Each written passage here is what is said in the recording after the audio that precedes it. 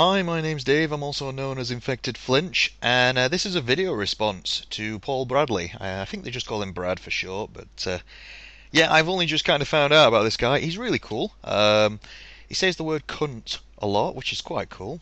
You know, you can't go wrong with that. But yeah, he's basically, I've just subscribed to him, but do have a look at his stuff. It's pretty cool. He's basically done a competition. And not that I'm sounding shallow, and the reason why I'm doing this is because I want some tasty treats.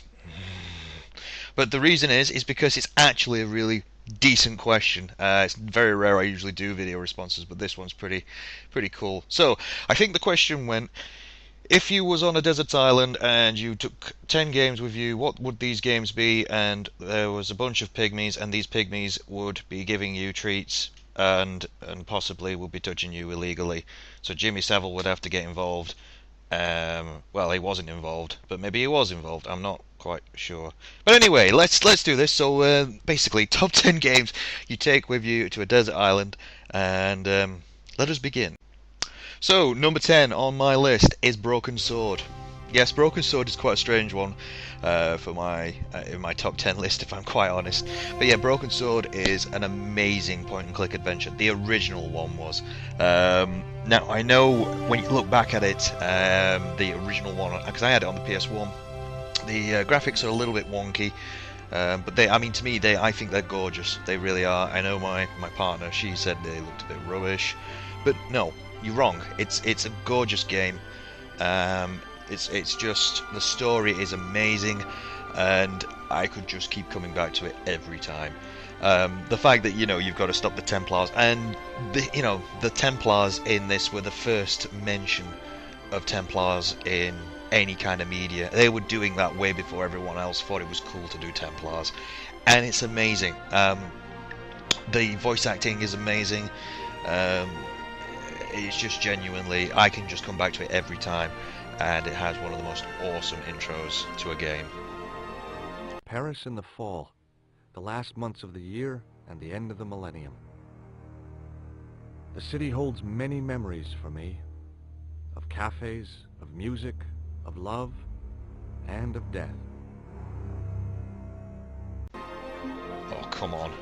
How sexy does that sound?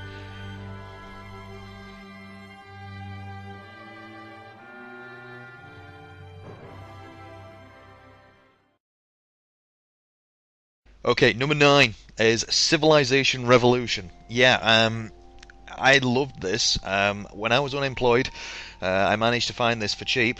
Believe it or not, because when I actually found the game on eBay, I went for the English spelling. The English spelling of civilization with an S. And because of it, I managed to get it for a £5, and it was really dirt cheap at the time. And because of that, I lost hours and hours of time. So yeah, being unemployed at the time, I actually thought, no, I'm going to sit down and I'm going to actually figure out what the deal is with Civilization. And Civ Rev was just so easy to pick up, and it was just amazing. Just really a lot of fun. The fact that the actual difficulty levels were really well balanced, the bad guys that you fought against were really well balanced. It's just an amazing game. If you really want to figure out what Civ is all about, I mean, they're on Civ 5 now. Pick this up first and play this, because it just gets you to grips with how Civ works. And to be honest, I find this better than the rest. It's just self-contained brilliance. And I had this on the 360, and I made Stefan play it, and he fucking loves it too. Just play the shit out of it. It's amazing. It's really good.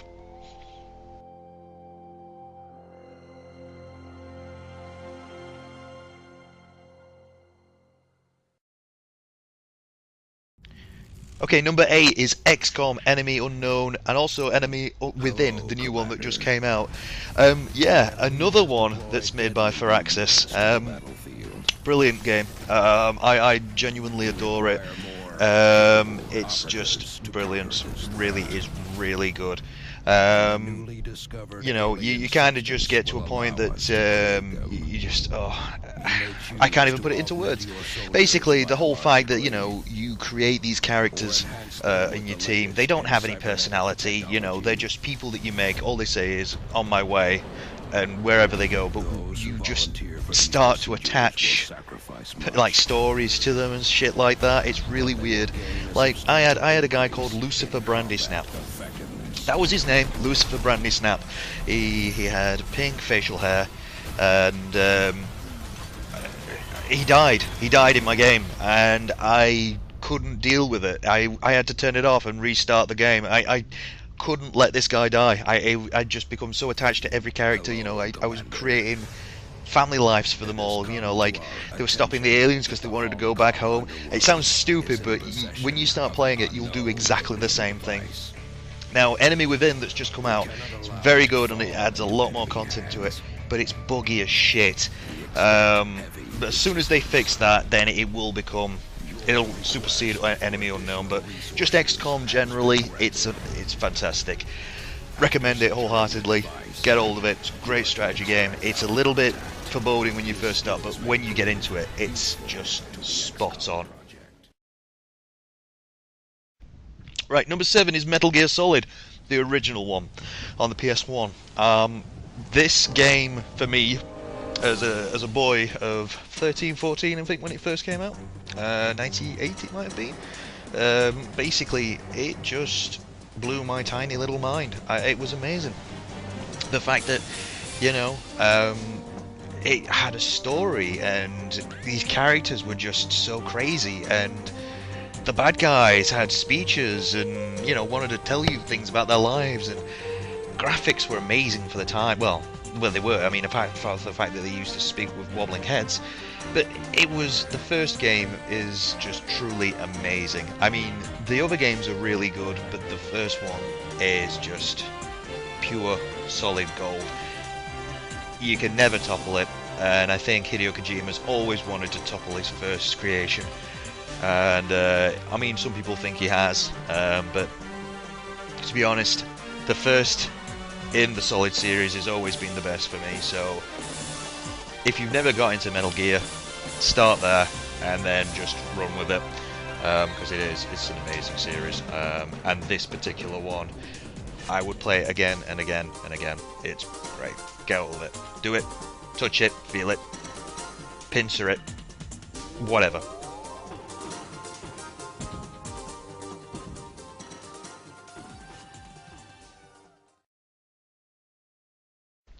So, number 6 is Dungeon Keeper. Yeah, you didn't expect that one, did you? Dungeon Keeper for the PC. I lost hours and hours of time to this game. The fact that you could create little rooms for your creatures, and you had to protect your dungeon. I can't speak. Your dungeon heart. It just astounded me as a kid. Just the amount of depth that it had. I mean, I played it recently. I mean, the battle system's a bit wonky, but you could just get in on the action and actually fight with them through their eyes. So, even though it had a bit of a dodgy mechanic when you threw them in, once you got into the action, it was amazing. It was a brilliant game. Just the way you had to stop the bad guys, and I mean, like, the other thing that I loved about it was if you played it on the Windows 95 version of it, if you played it on certain days of the year, new levels would actually appear. I mean, that's incredible. It was just like if you played on Christmas Eve, a new level would appear just because you played it on Christmas Eve. It was that to me was just even now it still astounds me that it had so much content, and it's brilliant. And I've always wanted to see. I never played Dungeon Keeper 2, I'll be honest, because my PC was shite. And it's a crime that we've just never seen, any more Dungeon Keeper games. It needs to come back in some way, and it's been too long. Somebody has to do it. I know there might have been a Kickstarter somewhere, but it's been far too long.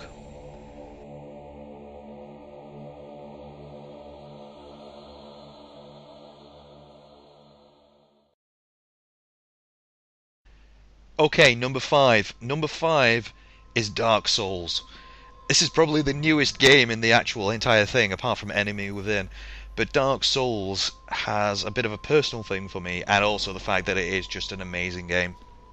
I was going through a bit of a rough patch. I was basically... I'm not going to get into too many personal reasons why with that, but I was going through a really hard time, and I was on nights at work. I hadn't seen the day for such a long time, and things were a little rough at the time. But for some reason, I managed to pick up Dark Souls, and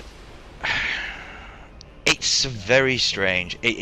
For me, I mean, it's an amazing game. It is, and people think it's too hard, and people whine and they bitch, and they really just get really angry with it. But there was some sort of weird mental snap, because obviously I was going through a bad time, but this game actually kind of said to you, you have to keep going, you can't stop, you've got to keep going, you've got to beat the game, you've got to put up with the shit that people throw at you. And it's very weird. It was almost as if it was trying to say to me, you are going to get hurt and you are going to die a lot, but you have to keep going.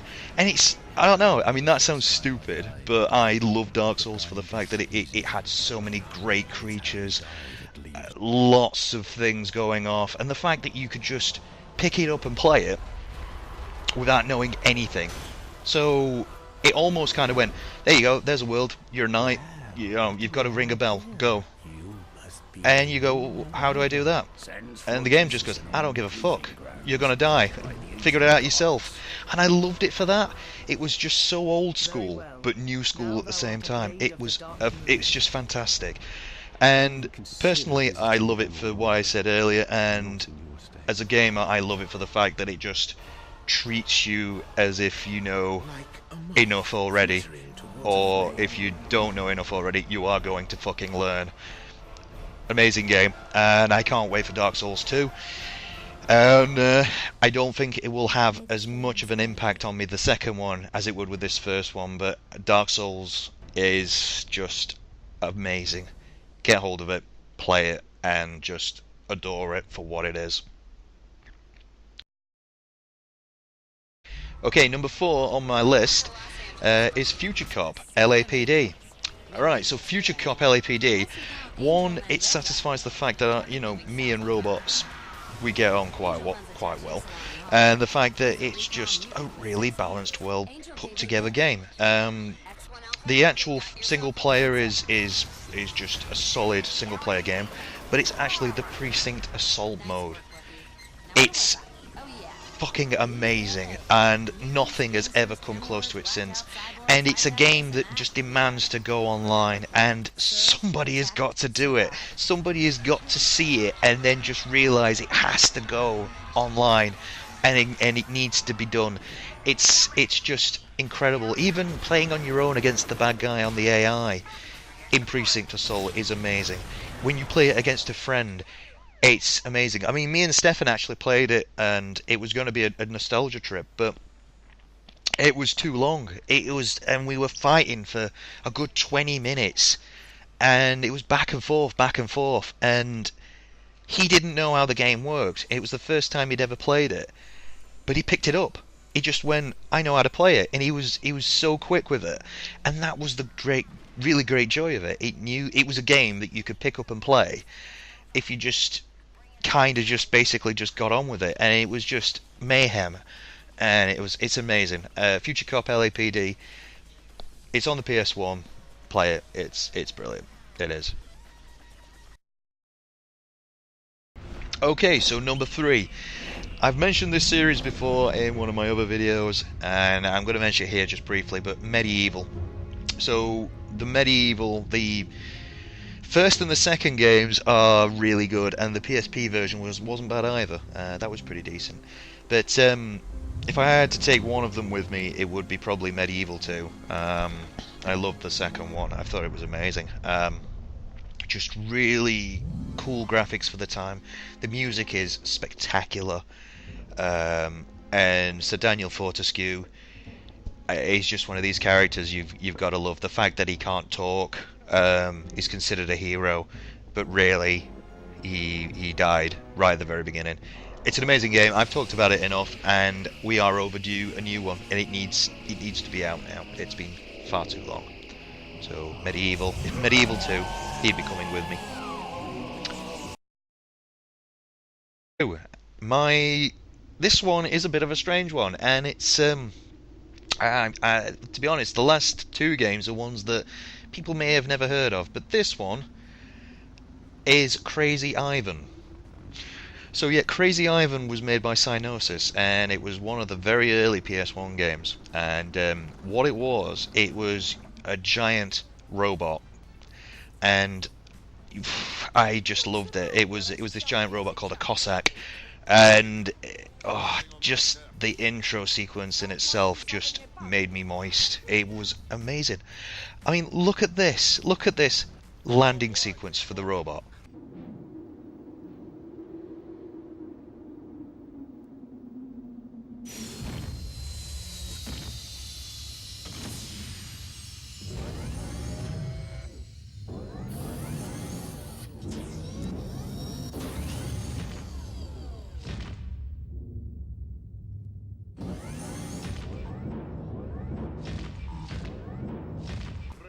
See how fucking amazing that is. And when you actually get into it, you're fighting robots that look like giant monkeys, robots that are giant squids, and the sequences in between are really funny because it knows it's silly, it knows it's stupid, and the only problem was it wasn't long enough. I wanted more, and I don't think it ever really sold very well, and it's a shame. It's one of my all-time favourite games, and I fucking love it. If you can find it, you probably won't love it as much as I do, but I just love the game, and it needs more recognition. Crazy Ivan on the PS1, and it was on the Sega Saturn. Give it a play. It's amazing.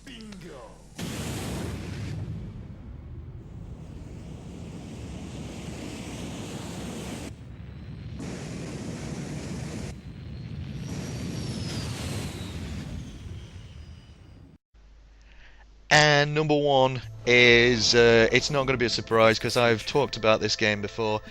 It's Burn Cycle. So Burn Cycle will be the one I take with me on the Philips CDI. It's just got too many good memories for me not to take it with me, and it's just, personally to me, it means more a lot to me than anything else. It's just got a great story. The graphics are great.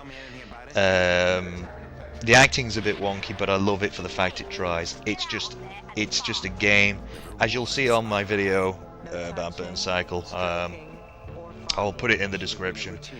I loved it, and you can see that in my video I did. So give that a watch. Explains it better than I could ever do here, and that will be the one I'm taking with me. So that's my top 10. As I say, Paul Bradley, give him a like, give him a bit of love, give him a subscription. He's top. It's quite funny watching him with the X-Bone videos, trying to get that fixed. From me working at a call center and him talking to somebody in a call center, the guy on the other end is just doing the good old-fashioned fob off. Yeah. Well, I'm trying to help you. Yeah. It doesn't work. I'd have got hanged for that.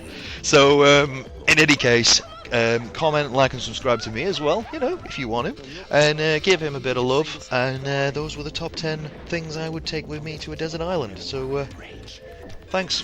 See you later. Can't stop this game. It's a bitch.